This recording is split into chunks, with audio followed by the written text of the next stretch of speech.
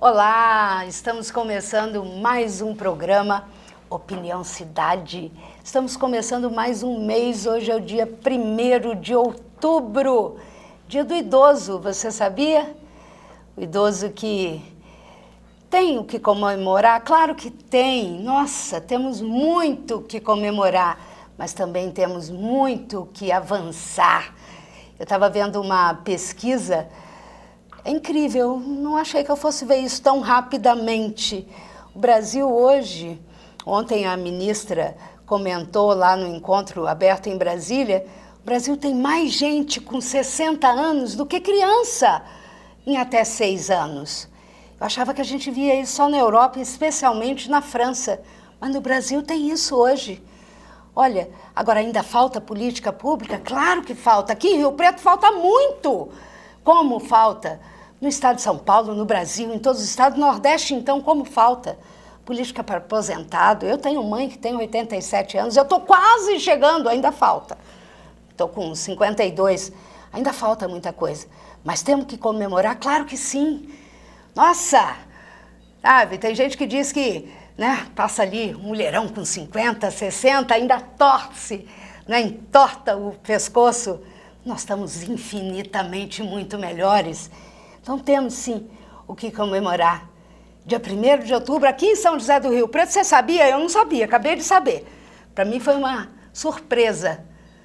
Hoje é dia do vereador aqui em São José do Rio Preto. Eu não sabia. Temos o que comemorar? Me perdoem, eu acho que não.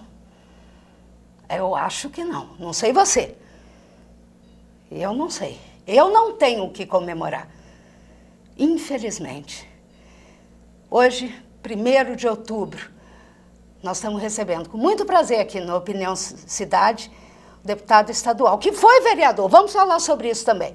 O deputado estadual João Paulo Rilo, um dos vereadores jovens que nós tivemos aqui em São José do Rio Preto, atuante, e hoje está lá, na Assembleia Legislativa do Estado de São Paulo, um também deputado estadual jovem e atuante, sim. Nós vamos conversar com ele, vamos falar sobre tudo, sobre cultura, sobre política, sobre o que falta, o que está fazendo, enfim. Deputado, um prazer recebê-lo aqui no Opinião Cidade. Boa tarde, Marisa, boa tarde, telespectadores. É um prazer aqui voltar ao Canal da Cidade e ser entrevistado por você hoje. Aproveitar e deixar um abraço para o nosso amigo Marco Ferreira. Ele está de férias, está descansando. Desejar boas férias para o Marco e te cumprimentar aí por essa temporada agora no comando do programa. É um prazer e uma honra ser entrevistado por você aqui.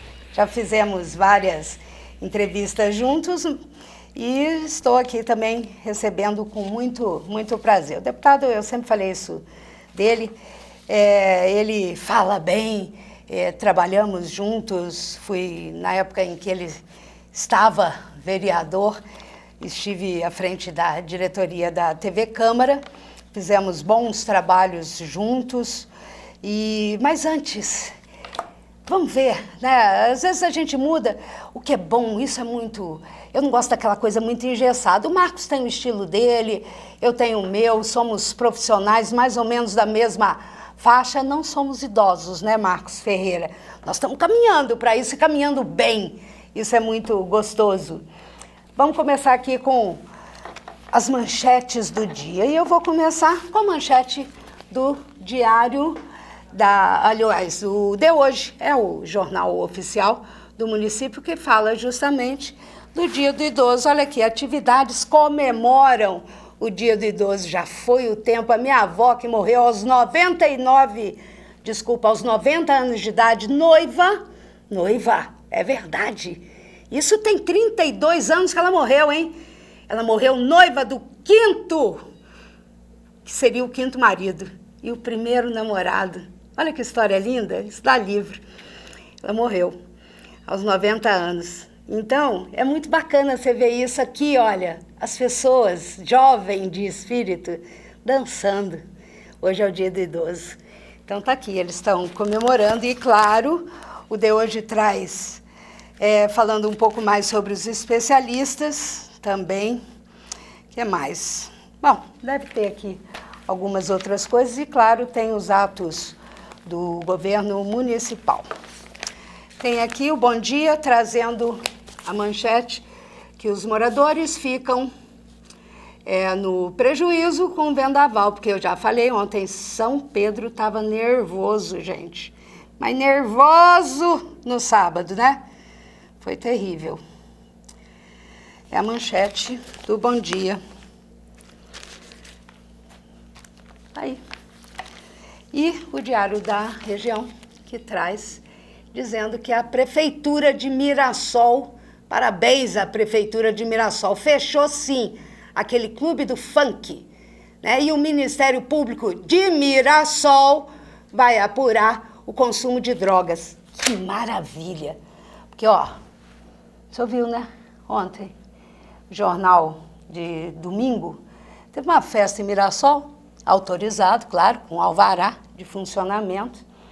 Foi tão bacana a festa, deputado, que só tinha sexo, droga e rock and roll. Eu sou mais jovem do que eu também fui muito. E olha que eu morava em Brasília, o que mais tinha era isso. Mas, poxa vida, pelo amor de Deus, né?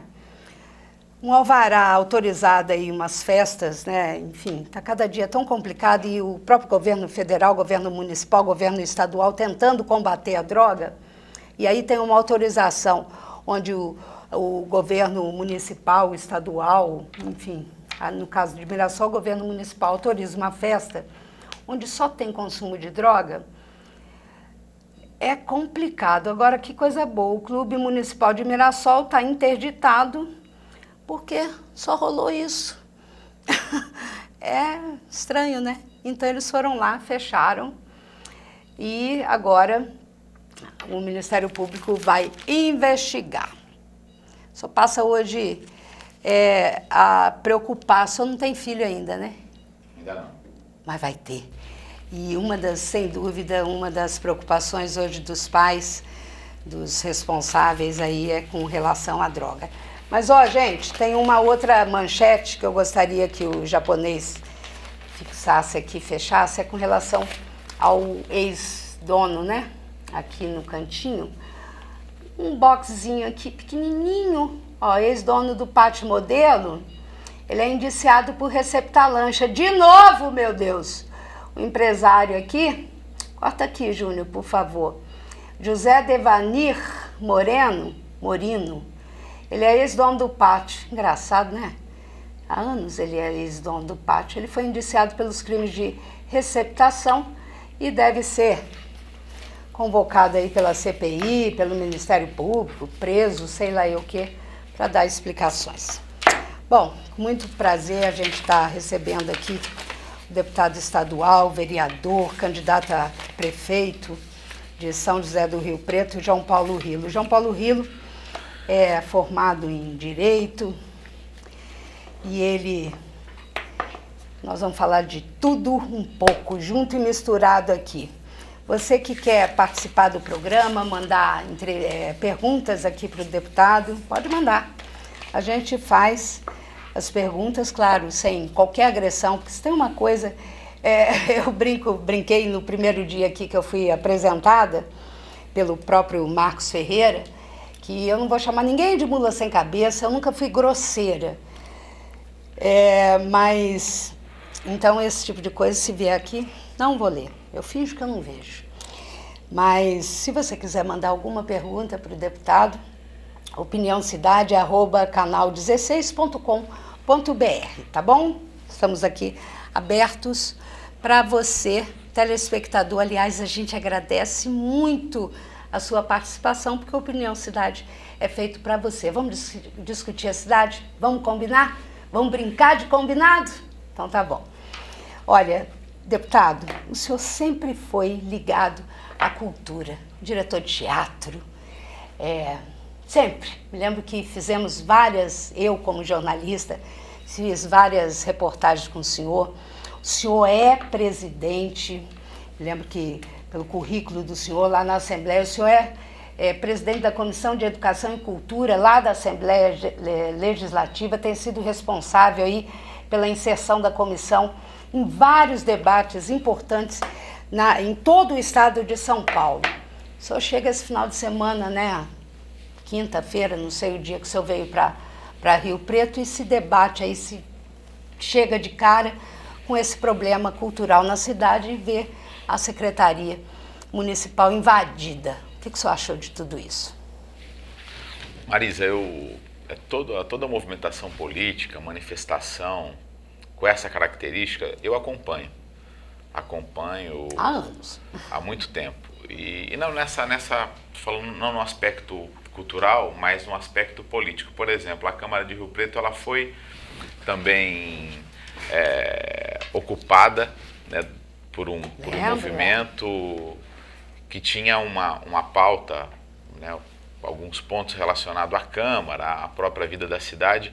Eu também compareci, eu me posicionei, enfim, faço isso em São Paulo, onde tem manifestação, porque acredito que elas são legítimas. Toda manifestação política coletiva, ela é legítima. E eu não poderia deixar de participar por esse motivo dessa ocupação, e não sou o único agente político eleito que participou. Você esteve lá na Eu estive lá, outros vereadores também tiveram, né? E também por uma razão óbvia, pelo que você falou, pelo meu histórico. Eu atuo na educação e na cultura desde o início da minha militância política, né? Eu nasci politicamente numa sala de aula, no movimento pela educação, junto com a APEUESP, a Associação de Professores, o Sindicato de Professores do Estado de São Paulo, e de maneira simultânea com o movimento cultural, né, especialmente o teatro. Então não poderia deixar de participar. E eu percebi uma característica muito diferente de outras manifestações que eu tenho participado desde junho, quando, né, explodiu no Brasil de maneira muito positiva manifestações, né, das mais diversas, com uma característica histórica muito diferente, né? E esse movimento, ele tem um foco, né? Ele tem uma pauta muito determinada e tem lideranças ali capazes de formular uma proposta política, que é o grande diferencial. E fiquei feliz com isso. Eles têm uma pauta, né, com algumas questões pontuais, voltadas à falta de investimento, é um protesto contra o corte de verbas que já é quase que insignificante comparado ao orçamento da cidade, a verba reservada à cultura, ao fomento e à produção cultural de Rio Preto. E ainda teve um corte, uma redução, não acompanhou o crescimento do orçamento, e também um pedido que aí essa luta eu tenho uma identificação direta, o mandato de deputado e como presidente da Comissão de Educação e Cultura da Assembleia, que é o seguinte: eles exigem do prefeito que o prefeito faça adesão ao Sistema Nacional de Cultura. Prefeitos do Brasil, centenas de prefeitos do Brasil inteiro já fizeram. O secretário de Estado da Cultura já fez. O secretário da capital, o Juca Ferreira, ex-ministro, secretário municipal de Cultura da capital, fez adesão. E o prefeito não fez ainda. O que significa isso? Você coloca a cultura como política de Estado e não apenas de governo. Ela não fica ao bel prazer do governante. A luta dos artistas, os fazedores de cultura e arte do Brasil é essa, a implementação do Sistema Nacional. Está sendo discutido, não foi regulamentado nacionalmente, e tem o apoio da ministra, da Marta Suplicy, que é a ministra da Cultura, que está estimulando isso, os prefeitos aderirem para que esse movimento venha de baixo para cima. E é difícil fazer isso? O que significa isso? Um prefeito aderir ao Sistema Nacional de Cultura. Ele vai ter que constituir um fundo municipal, assim como é na educação, na saúde, a gente chama das verbas carimbadas, né, que é aquela obrigação constitucional do prefeito gastar pelo menos 25% do orçamento, ele tem que investir em educação, 15% em saúde. Então a luta da cultura, e isso faz com que a educação e a cultura seja política de Estado, porque pelo menos isso, algumas coisas, entra governo, sai governo, pelo menos isso você não pode mexer. Então a luta da cultura é essa, para que tenha um fundo municipal de cultura, um conselho municipal deliberativo, que isso tudo tem na saúde e na educação. E pelo menos 1%, Marisa, do orçamento seja investido em cultura, pelo menos 1%. Rio Preto investe menos que 0,5% e diminuiu ainda. Ele vai acabar, desse jeito, vai acabar sumindo o orçamento da cultura. Exemplos, eu tenho aqui, vou citar três cidades com 3 partidos diferentes, para não falar que eu estou tendenciando. Araçatuba, por exemplo, é quase 1,5% do orçamento é destinado à cultura.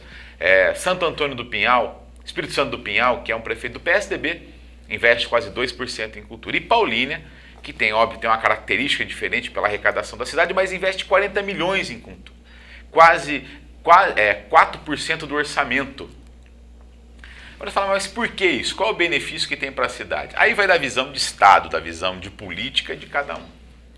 Eu compreendo que uma cidade que investe em cultura, que cria, né, o fomento, que ajuda a fomentar, que ajuda a produzir, que faz essa produção cultural, né, vou falar uma linguagem bem econômica, né, escoar a produção, que cria cadeia de desenvolvimento, que forma público, você está preparando essa cidade para o conhecimento, você está preparando essa cidade, né, para uma sensibilidade maior, você está criando alternativas para a juventude, desenvolver o seu processo criativo. Eu não acho, não sou daqueles que a cultura e o esporte ajudam a combater as drogas. Não, não é esse o papel. É que um jovem que tem acesso à cultura, tem acesso à possibilidade do exercício artístico, do exercício do esporte, a tendência dele é trilhar este caminho e não o outro caminho. Agora o senhor vai... É uma questão de você abrir para outras possibilidades. Além de que eu acho que cultura é um bem material que transforma vidas, que transforma lugares, né, que faz de um lugar um lugar diferente. O senhor que é presidente da Comissão de Educação e Cultura lá na Assembleia, o senhor deve ter conversado com o secretário municipal, Alexandre Costa, e pelo que eu fiquei sabendo, o senhor vai levar essa situação municipal lá para a Assembleia essa semana. Vamos pautar, porque ela não é uma questão pontual. Por exemplo, eu sou presidente da Comissão de Educação e Cultura. Um dos trabalhos que eu tenho feito pelo Estado inteiro é estimular os prefeitos a aderirem ao sistema nacional. Porque o secretário estadual já aderiu.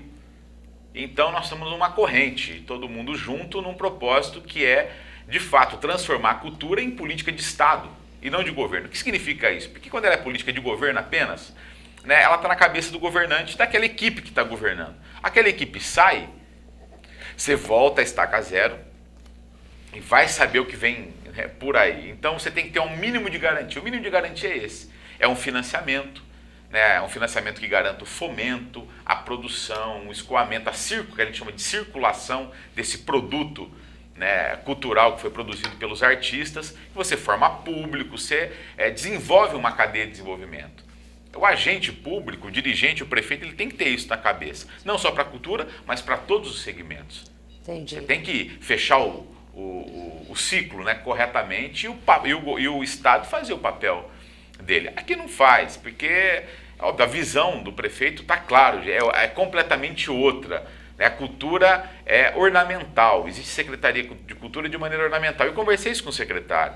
Eu acredito que o secretário ele é um cara muito bem intencionado, mas não tem força política.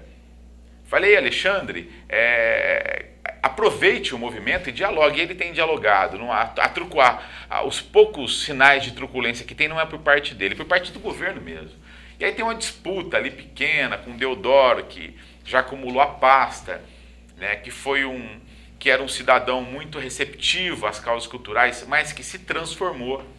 O Deodoro é uma outra pessoa, é um dirigente, ele acumula a Secretaria de Comunicação e ele disputa com o Alexandre, a Secretaria de Cultura, e quem paga o pato é a cidade e os artistas. Mas, por exemplo, a última invasão, né, se é que a gente pode falar assim, enfim, outro movimento que aconteceu aqui na cidade, estava simultaneamente acontecendo em todo o país, foi na Câmara.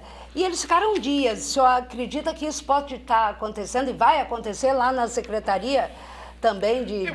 Eu acho que caminha. Eu não consigo acompanhar cotidianamente. Sim, sim. Eu fui, dialoguei. Mas pelo andar da carruagem. Não, nós fomos convidados ontem a participar de uma audiência pública. Sim. O movimento está convidando todo mundo, todos os deputados federais, estaduais, vai convidar os 2 senadores, vai provocar a Secretaria Municipal, Estadual, o MINC, o Ministério da Cultura, para participar de uma audiência pública onde eles vão Pra ver tratar, se eles vão sensibiliza, tratar do Sistema Nacional de Cultura implementado em Rio Preto. Ou seja, eles têm uma bandeira definida, querem que o prefeito faça adesão. Por quê? Não querem ficar com o pires na mão, Certo. ficar dependendo, porque o prefeito vai passar e a cidade fica, os artistas ficam, né?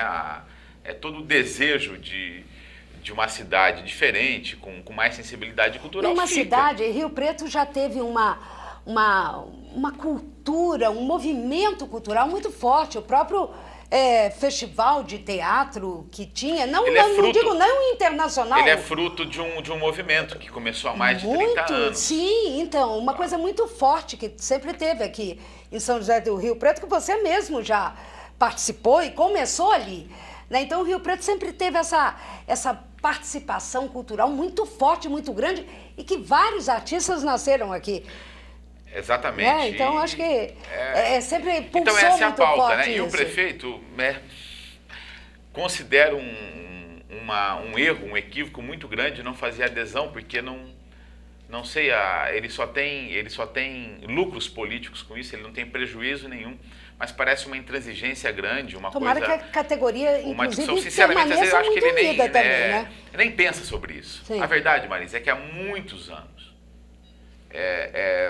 com raríssimas exceções de quem teve a secretaria, com raríssimas exceções, de todos os secretários que eu acompanhei, quase nenhum tinha na cabeça um projeto de desenvolvimento cultural para a cidade.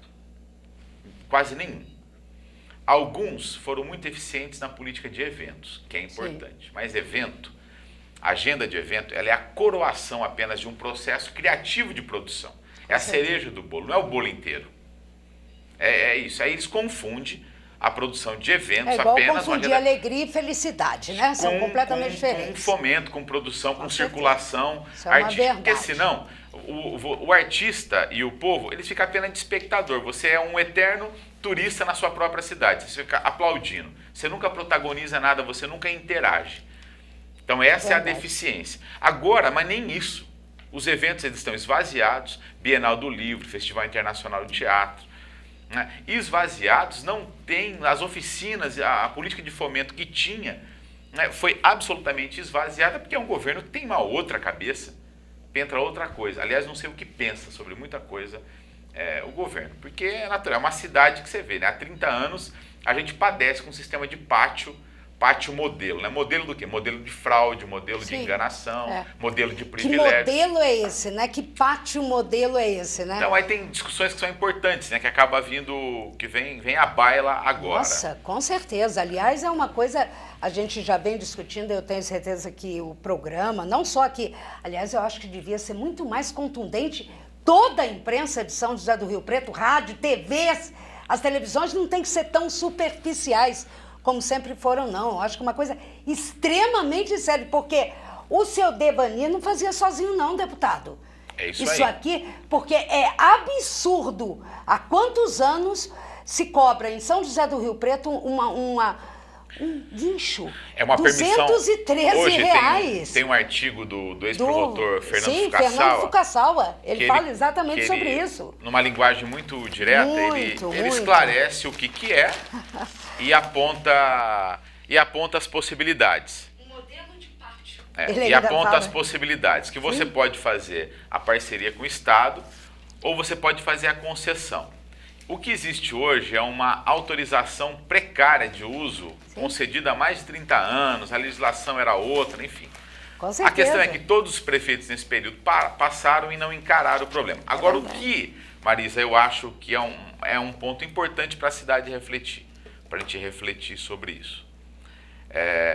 Há 30 anos existe isso e nunca ninguém colocou da ferida, pelo menos eu não me lembro dessa maneira. Estranhamente, quem hoje sofre terríveis denúncias de corrupção, direcionamento de licitação e agregados a este grupo estão fazendo esse debate. Então, qual é o lado positivo? Fazer o debate. Aí a imprensa tem todo o mérito que consegue colocar a baila no debate, a cidade começa a discutir. Tem um artigo hoje do Fernando Fucaçala muito responsável. Ele não aponta o caminho, não faz acusação, mas ele ajuda a esclarecer. Onde que eu acho que mora o perigo? É importante a gente discutir isso. Agora, ele aponta dois caminhos ali. Ou você faz um convênio sério com o Estado, de maneira pública, transparente, ou você faz um processo que tem que ter autorização legislativa e licitação clara. Discute isso com a cidade. Qual é o meu medo? Meu medo é que esteja a caminho, né, a aprovação da lei de Murphy, sabe qual que é, né? Nada é tão ruim que não possa ficar um pouco pior. Com certeza. Porque eu desconfio, vou falar de maneira metafórica para não ser processado, porque a arma dos covardes, corruptos e lacaios é processar aqueles que tocam na ferida, entendeu? É usar o dinheiro que eles roubam para pagar advogados para te processar. Então a gente tem que ter cuidado com o que fala. Vou falar de maneira metafórica. Eu desconfio da motivação e dos protagonistas desse movimento hoje contra o pátio. Eu acho importante discutir a cidade de Saná. Por quê? Jabuti não sobe em árvore, Marisa. Quando ele está em cima da árvore, ou teve enchente ou alguém pôs.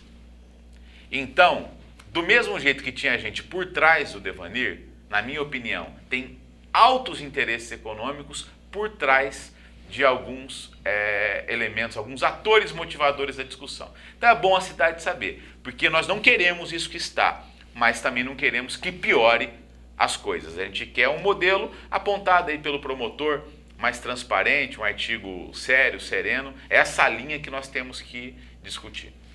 Com certeza, porque a história do Jabuti foi boa, viu? Gostei de conhecer aqui a devagar realmente na coisa, porque o que está por trás dessa história? Quando a gente imagina, o senhor tem carro, o senhor tem seguro.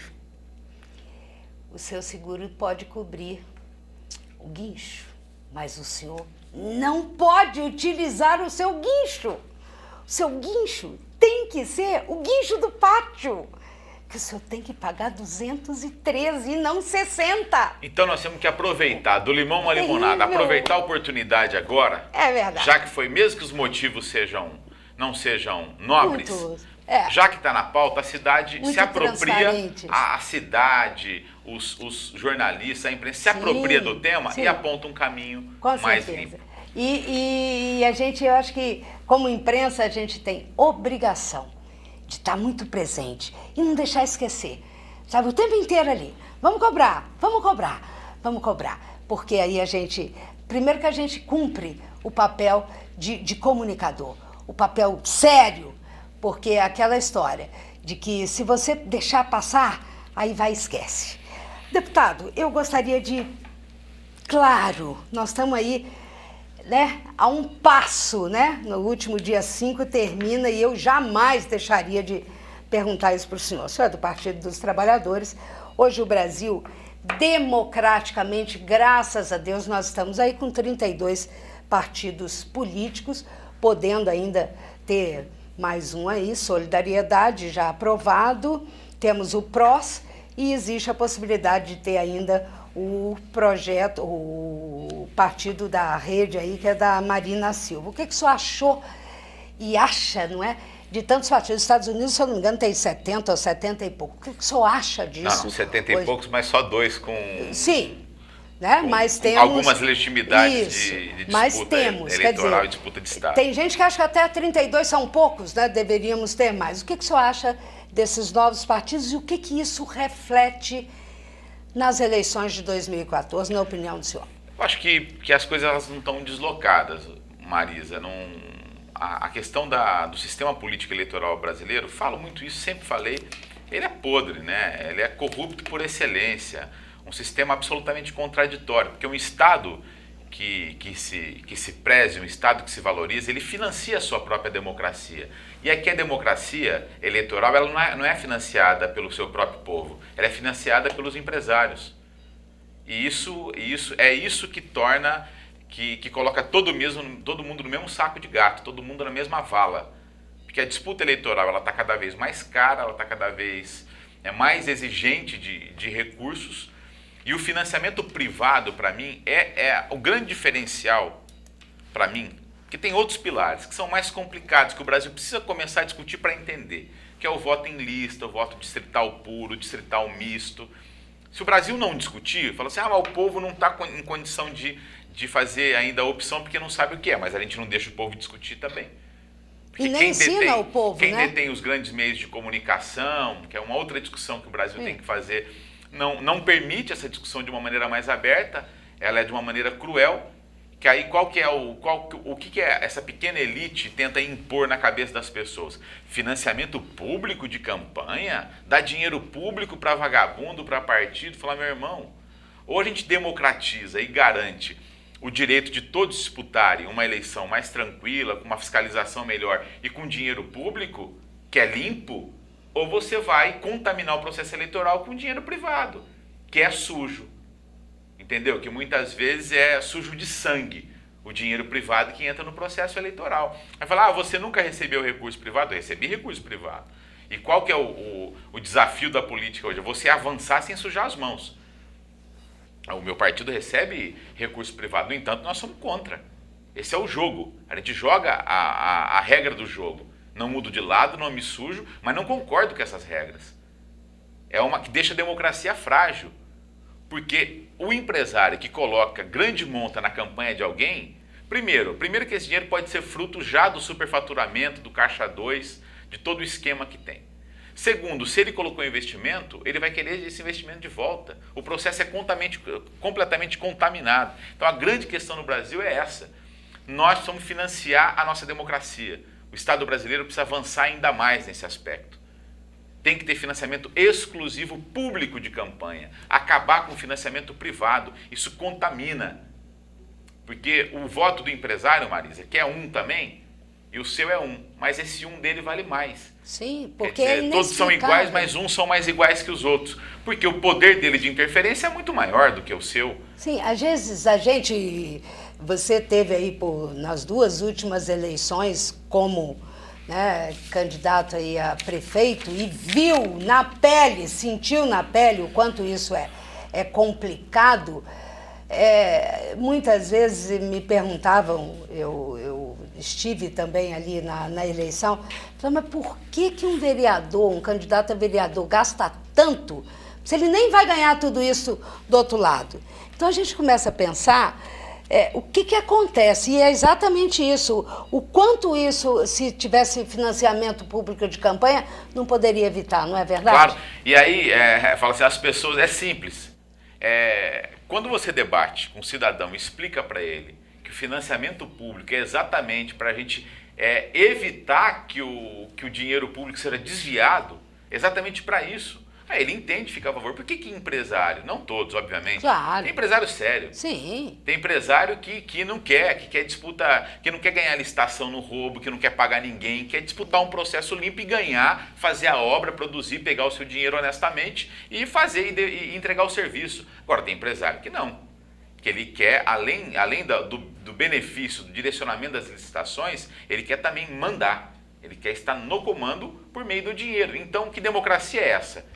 Que quem tem dinheiro tem muito mais poder do que quem não tem. O voto do cara que tem dinheiro vale mais do que o teu que não tem dinheiro. Isso não é democracia. Isso é uma brincadeira. Nós estamos brincando de democracia. É simples. É simples. A hora de começar a explicar para o povo, fala assim, o dono dos bancos, o dono das grandes usinas, de grandes empreiteiras, não todos, eles são contra o financiamento público de campanha. Porque se eles são caridosos, que eles querem continuar colocando dinheiro, o empresário sério tem que ser contra financiamento privado. Por que ele tem que pagar duas vezes? Tem que pagar para o político, depois pagar para ganhar a licitação? Porque é o que virou boa parte das relações políticas no Brasil. Então, a primeira coisa que você perguntou sobre os partidos é essa. O Brasil tem que fazer a opção. Acabou, tirou. O empresário vai votar. Vai votar e vai trabalhar depois, disputar a obra pública de maneira lícita. E aqui nós vamos dar equidade na participação política. Segundo, nós temos que discutir um modelo de partido, tem que mudar a natureza jurídica dos partidos no Brasil. De natureza privada para natureza pública. E garantir que todos os partidos têm que ter regras de democracia interna. Para evitar o caciquismo, para evitar que os partidos também se tornem grandes cartórios de negócios. Você tem que mudar isso. Eu sou a favor eu sei que é polêmico, sou a favor de voto em lista, por exemplo. Você não vai votar mais no deputado, no vereador, estou dizendo para a eleição parlamentar. Voto em lista, você vai votar no partido, na ideia. Porque ao invés de você ter, por exemplo, 5 mil candidatos a deputado federal e estadual no estado inteiro, você vai ter algumas listas para você fiscalizar. Com financiamento público, isso faz o sentido, as campanhas vão baratear, parou aquela sujeira, parou aquela contratação de cabos eleitorais, aquela coisa que a justiça não consegue, gente. Esse sistema com eleição uninominal, com 500 candidatos a vereador em Rio Preto, cada um é uma conta de campanha. A justiça não consegue fiscalizar, nós sabemos disso, é só, não vamos nos enganar, não tem fiscalização. A verdade é essa, você consegue pegar um ou outro comprando voto, a maioria você não fiscaliza. E mais, você vê um monte de gente usando tempo de televisão falando bobeira, vereador falando que vai fazer isso, aquilo, sendo que não faz. Que nem é a função dele, ou seja, que nem vai fazer. A discussão mais coletiva, se é o voto ideológico, o voto político, na lista, na proposta, você garante um debate, você garante a fiscalização, você limpa, não são aquelas campanhas sujas, aquelas campanhas com milhares de cabo eleitoral, de propaganda. E mais, aí fala assim, mas aí você corre o risco de montar caciques nos partidos. É verdade. Por isso que você tem que mudar a natureza do partido e mais, limite de mandato. Um cara não pode ser, ele pode ser vereador e ser reeleito. Depois, acabou, meu irmão. Faz quarentena. Ou você progride, vai para outra, para deputado, você pensa assim também? Para deputado, sempre pensei assim. Nunca você vai me ver disputar mais do que uma reeleição para nada. Porque é uma questão de princípio. Eu tenho o direito, mas não vou fazer. Disputei uma eleição de vereador, depois disputei de prefeito, disputei de deputado, disputei de prefeito, vou disputar. No máximo mais uma eleição de deputado, não disputo mais de deputado estadual. Entendi. Por quê? Eu tenho que ser coerente com aquilo que eu penso. O PT aprovou, só que o PT aprovou limite de 3 mandatos. A partir de 2014, você não vai poder mais ser reeleito mais do que 2 vezes. Eu acho que até muito, tinha que ser 2. Você pensa em uma. Porque você tem que oxigenar. Entendi. Como é que você garante, por exemplo, que não vai ter... você inibe o caciquismo partidário? Você coloca essa regra. Primeiro, garante democracia interna, muda da natureza jurídica dos partidos e garante democracia interna para todos. Segundo, limite de mandato. Você acabou com o caciquismo, você vai dar uma qualidade maior. Mas compreendo que isso, às vezes a pessoa fala, talvez vamos experimentar o sistema híbrido, metade vai ser eleito por lista, metade pelo distrito, para criar uma proximidade. Eu topo também, de repente, se for um processo vamos fazer a transição para avançar. E a quantidade de partidos, eu já fui a favor da cláusula de barreira radical, 5%. Aí eu fiquei pensando, falei, meu Deus, mas se a cláusula de barreira for 5%, porque aí você ia reduzir a 5 partidos no Brasil apenas. Aí eu mudei, falei, não, você vai ficar o PCdoB de fora, vai ficar partidos, o PCB de fora, partidos têm significado. Que tem história no Então país. Talvez uma cláusula de barreira menor, mas o que eu sou contra? Você forma um partido que nem está formando agora, você forma um partido novo, aí você cria a janela que o cara sai de um partido, ele comete a infidelidade partidária, porque aí a legislação permite. Ele vai para um partido, ele leva o tempo de televisão e o fundo partidário para esse partido. Por exemplo, eu votei em você foi eleita pelo PV. Aí você sai no meio do mandato e vai para um partido novo. Aí esse partido novo vai ter o tempo de televisão que você levou e o recurso do fundo partidário. Mas eu não votei nesse partido, eu votei em você que estava em outro partido. Ou seja, é uma dupla traição com o seu partido, com o eleitor, quem votou em você.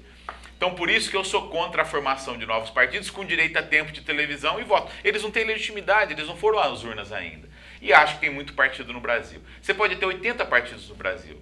Agora, com fundo partidário, com tempo de televisão, só aqueles, Marisa, que tem voto, que tem legitimidade. Que tem já representatividade. Porque senão, são partidos de cartório, de aluguel. Nós sabemos disso, como é que é feita a negociação em véspera de eleição.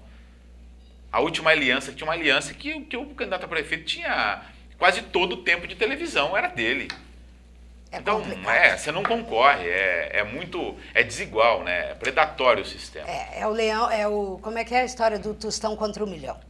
Agora tem uma contradição aí, porque vou dar um pitaco aqui sobre esses 3 novos partidos, o Partido da Solidariedade, o PROS e a Rede que ainda não... E a Rede da Marina. A Marina Silva, ela teve 20 milhões de votos. Vai ficar muito estranho se o Partido da Solidariedade, que é do Paulinho, que teve 35 mil votos para prefeito em São Paulo, consegue montar um partido. O PROS, que eu nem sei quem são, nem os prós nem os contras eu conheço, consegue montar um partido.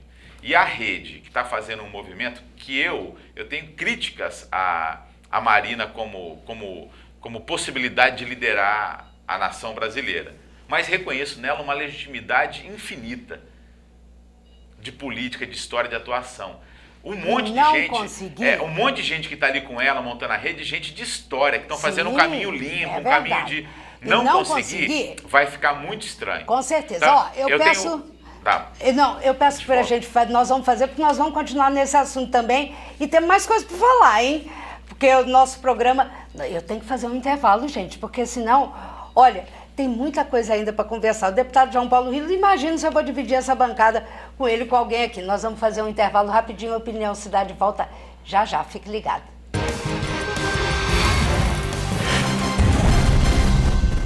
Itamaraty Contabilidade e Auditoria. 30 anos de serviço. Nem precisa dizer que vale a pena. Alcançamos todo o Brasil através da Rede Nacional de Contabilidade. Itamaraty Contabilidade e Auditoria. Inteligência fiscal é aqui. Você sabe o que ele faria se alguém o provocasse xingando, ofendendo, chamando para a briga? Nada. Minha vida vale mais do que qualquer briga ou discussão. No Brasil, centenas de pessoas são mortas por motivos fúteis. Conte até 10. A raiva passa, a vida fica. Paz. Essa é a atitude.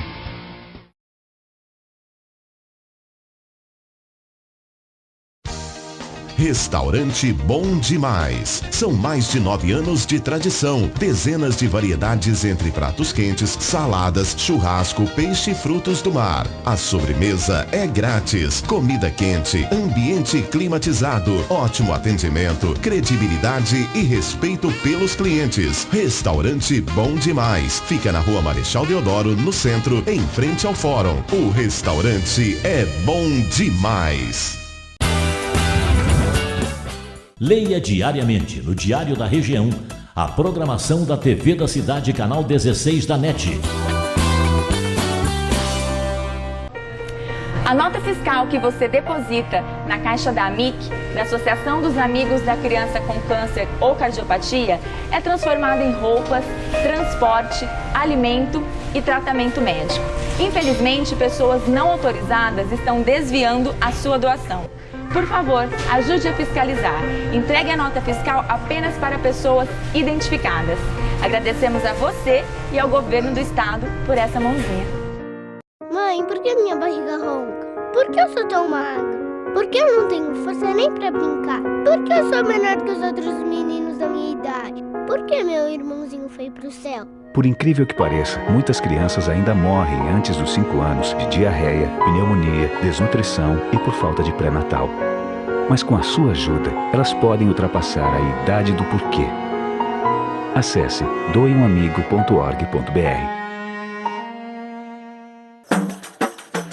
E liberdade, eu também quero falar. Olha outros pontos de vista que a gente tem que enxergar. E a versão dos que detêm, daqueles que estão no poder, não pode ser considerado. Nunca verdade pra você, todos na comunicação é o que nós queremos ver. Quero ter os meus direitos muito bem representados, chega de manipulação. Queremos ser respeitados, eu também quero falar e tá dado nosso recado. E liberdade, eu também quero falar. Olha outros pontos de vista que a gente tem que enxergar.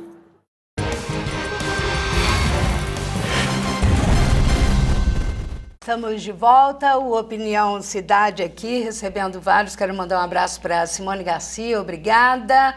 Que a sua colocação gostou quando o deputado disse que os caras roubam, depois contratam bons advogados.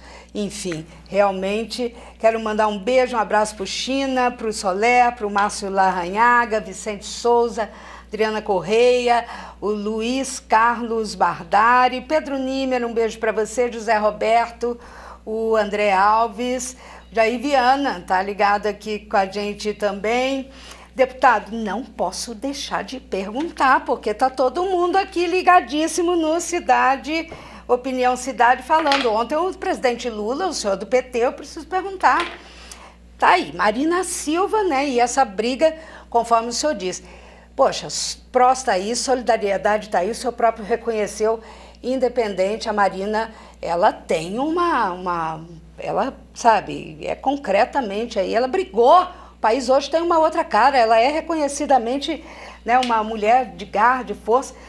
E o presidente Lula vem e fala, ó, tô aí, tô pra briga, tô no páreo. O que é que o senhor achou de tudo isso? Bom, em relação à questão da Marina, em relação a... O PT parece que está fazendo de tudo para não deixar sair esse partido. Eu sou um defensor e um torcedor para que o partido dela consiga se constituir. Pelo que eu te falei, acho uma contradição muito grande. Mas está tendo uma força grande. Uma contradição... Não, do PT não, de jeito nenhum. Você acha que não? Tem gente do PT que foi no lançamento do partido. Assim como o senhor gosta da Marina. Não existe, até porque se ela não for, ela pode ser candidata por um outro partido, se ela não conseguir montar o dela. E vai entrar como vítima, hein? E não tem, eu tô aqui, não estou fazendo a discussão eleitoral, uma discussão de Estado, discussão de democracia. Eu acho muito estranho o Paulinho da Força, com 35 mil votos para prefeito em São Paulo, que tem milhões e milhões de eleitores, esse próximo que eu não sei quem que é, consegue montar um partido e a Marina não consegue. Com gente boa atrás dela também. Eu acho estranho. Agora também mostra uma coisa, né? É aí onde a minha admiração pela Marina, ela termina em qualquer possibilidade dela ser presidente da República. Eu mostro, por exemplo, primeiro, a Marina, ela deveria no mínimo ter conseguido montar um partido com mais folga. Antes, né? Porque não conseguiu nem montar um partido. Segundo, eu não vejo substância, como diz lá em casa, minha tia. Eu não vejo substância no projeto político da Marina para o Brasil. Ela não aponta como é que ela vai resolver alguns problemas, como ela vai lidar com contradições. É porque ela é uma ambientalista financiada por grandes empresários, por grandes interesses econômicos também. Então tem contradições. Mas aí é uma outra história. A minha opção, né, tá muito bem feita. E a do Lula também. Quando o Lula fala que ele tá... Todo páreo. Ele tem esse jeito ele é um comunicador direto. Então quando ele diz que ele tá no páreo, eu acho que ele está se referindo, acho não, tenho certeza, até porque estive com ele há 2 semanas, num almoço entre a bancada e o Lula, de 3 horas de conversa, em que ele coloca uma disposição muito grande em ajudar a construir candidaturas afinadas com o projeto de desenvolvimento nacional, com o projeto da Dilma. Então, a candidata do Lula à presidência da República é a Dilma.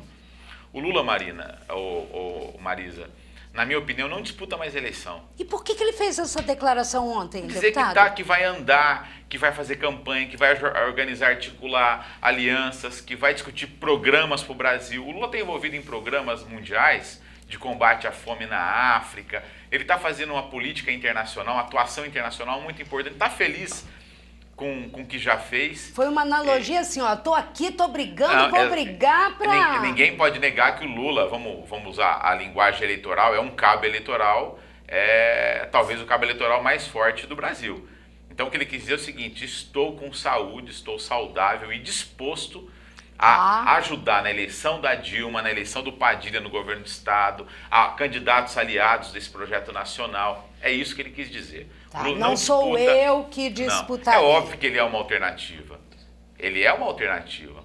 Acontece, por exemplo... Se a Marina vier, tô eu aqui. Não, Marina não há... Na minha opinião, eu te falei, a Marina tem uma fragilidade muito grande. As pesquisas agora mostraram isso. A Dilma, ela teve uma queda de popularidade... Eduardo Campos. Ela teve uma queda... Deixa eu concluir o raciocínio. Ela teve uma queda de popularidade...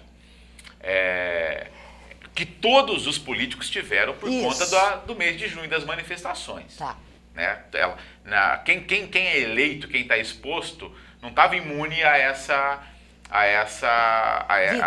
desgaste que todos tiveram. Disso. Então é isso. Por exemplo, na última pesquisa, ela já recuperou e a Marina já caiu, tal, enfim. Mostra que não tem sinais de um desgaste ao ponto de impedi-la, da Dilma não reunir condições de ser reeleita. Na minha opinião, a Dilma vai ser reeleita, e dependendo da configuração, no primeiro turno. Porque a economia do Brasil só dá sinais positivos de crescimento, o país está numa rota de desenvolvimento e mantém esse ritmo, o Brasil tem respeito internacional, as condições são outras. Na minha opinião, ela tem toda a condição. Botou o Obama no lugar dele lá, com essa história? Colocou o Obama no lugar. Você imaginava o Fernando Henrique fazer o que a Dilma fez? Jamais. Ficou de joelho durante 8 anos, entendeu? A relação é outra hoje. Agora, as candidaturas são legítimas. O Aécio eu acho que não tem projeto, está perdido, fica chamando o povo para conversar na televisão, num programa ridículo aí, mostra que é frágil, né? Não consegue resolver as coisas dentro de casa. Essa briga intestinal que ele tem com o Zé Serra, por causa da obsessão do Serra em ser presidente da República, né? Então o PSDB está mal resolvido, não tem projeto. O Eduardo Campos é uma candidatura arejada, um governador, né, de sucesso no seu estado e um homem que tem legitimidade, tem o desejo de disputar uma eleição nacional e está fazendo um caminho dentro da ética. Não acho o Eduardo Campos um traidor, como tem até gente do PT, é um traidor, ficou no governo federal. Não, é legítimo. Baixando a bola agora. O Eduardo agora. Campos ele tem legitimidade para disputar, como a Marina tem.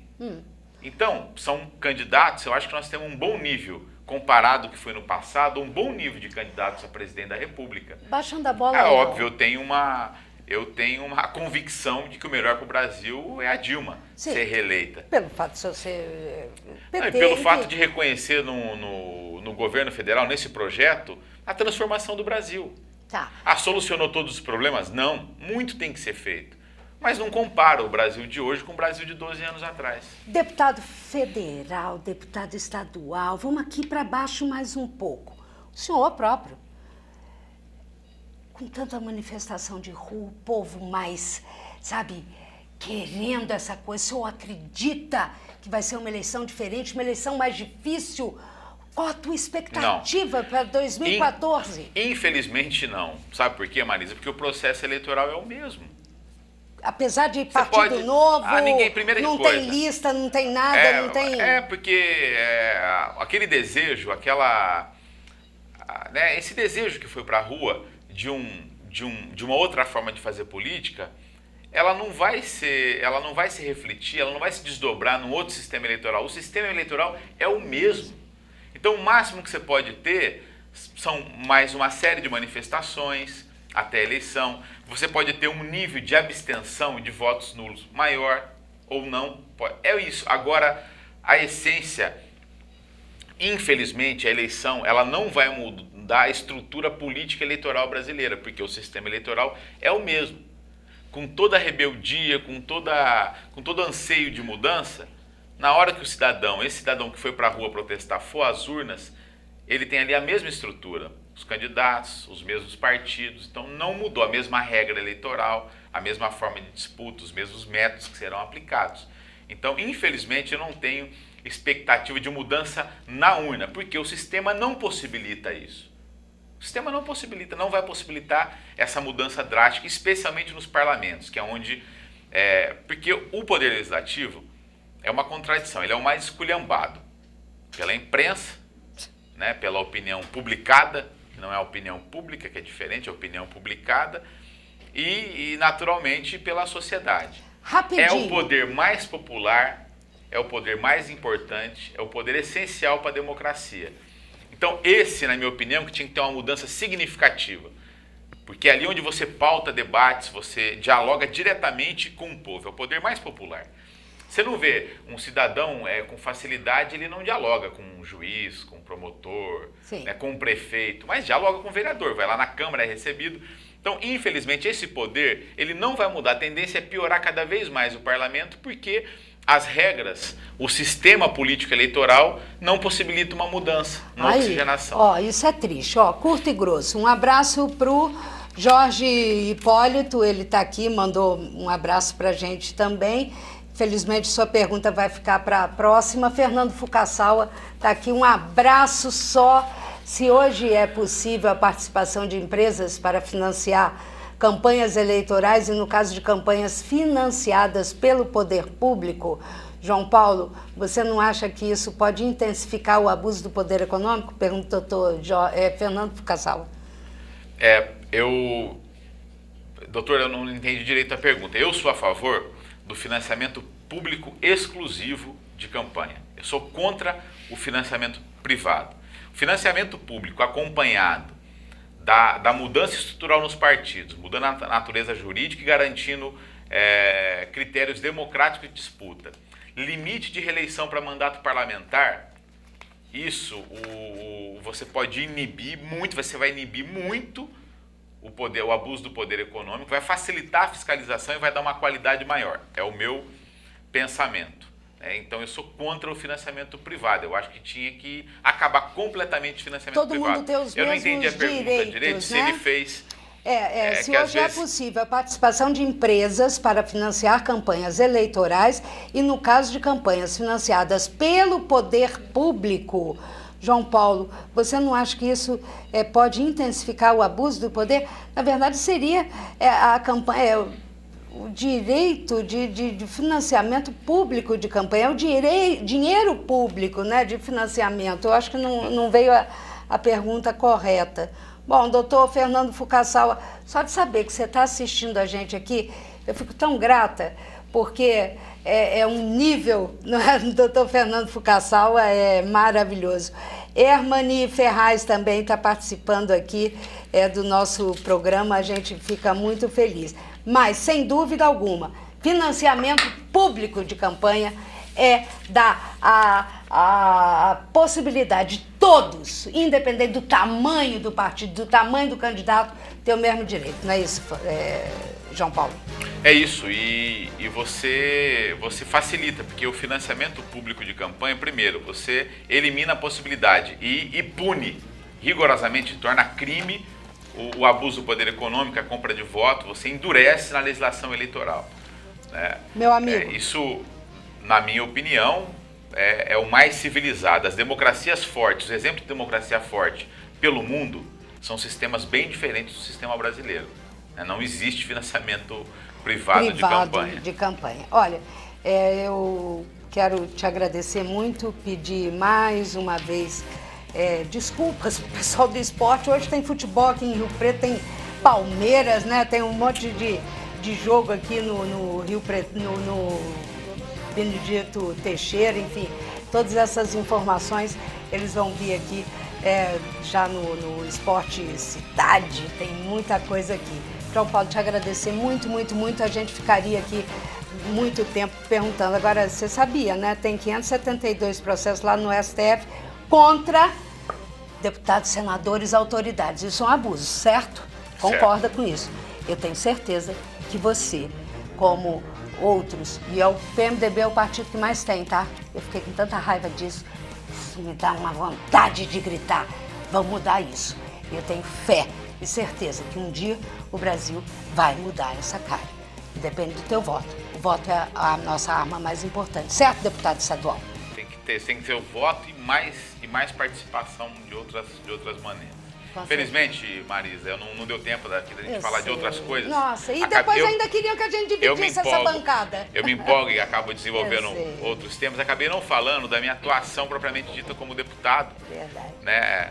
Sobre projetos aqui da educação, a gente fala numa outra oportunidade. Com certeza. Nosso tempo está estourado.